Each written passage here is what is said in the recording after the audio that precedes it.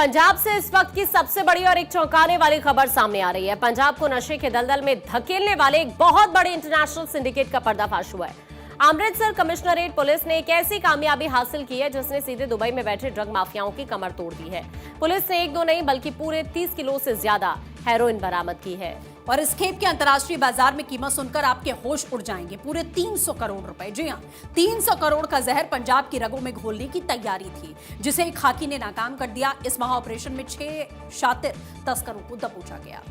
पंजाब को नशा मुक्त बनाने के दावे तो रोज होते हैं, लेकिन इस बार अमृतसर पुलिस ने दावों से आगे बढ़कर वो कर दिखाया जिससे ड्रग्स के आकाओं के पसीने छूट गए हैं। अमृतसर के चेरटा थाने की पुलिस ने जाल बिछाकर 6 ऐसे चेहरों को बेनकाब किया है जो पंजाब की जवानी को बर्बाद करने का ठेका लेकर बैठे हुए थे।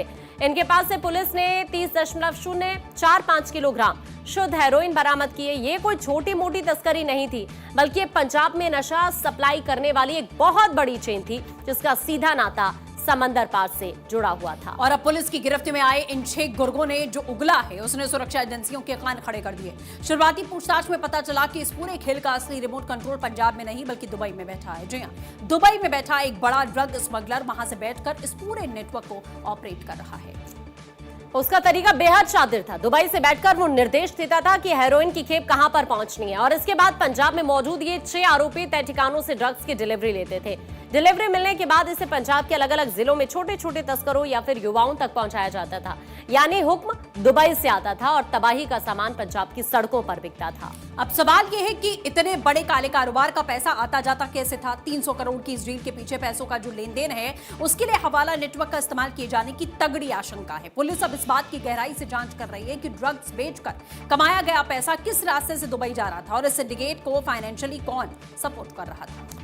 फिलहाल अमृतसर के थाना चेरटा में आरोपियों के खिलाफ एनडीपीएस एक्ट के तहत मामला दर्ज किया गया है। पुलिस इस गैंग के बैकवर्ड और फॉरवर्ड लिंक्स खंगाल रही है, यानी ये नशा कहां से आया और आगे कहां पर जाना था, इसकी पूरी कुंडली निकाली जा रही है। पंजाब पुलिस का साफ कहना है कि जब तक इस पूरे गैंग की आखिरी कड़ी को सलाखों के पीछे नहीं पहुंचा दिया जाता तब तक ये कार्रवाई रुकने वाली नहीं है। और पुलिस की इस बड़ी कामयाबी ने ये तो साफ कर दिया है कि तस्कर चाहे जितने भी शातिर हों, कानून के हाथ उनकी गिरबान तक पहुंच जाते हैं। लेकिन दुबई में बैठे मास्टरमाइंड की गिरफ्तारी के बिना ये जंग अधूरी है। देखना होगा कि खाकी इस इंटरनेशनल नेटवर्क को जड़ से कैसे उखाड़ फेंकती है।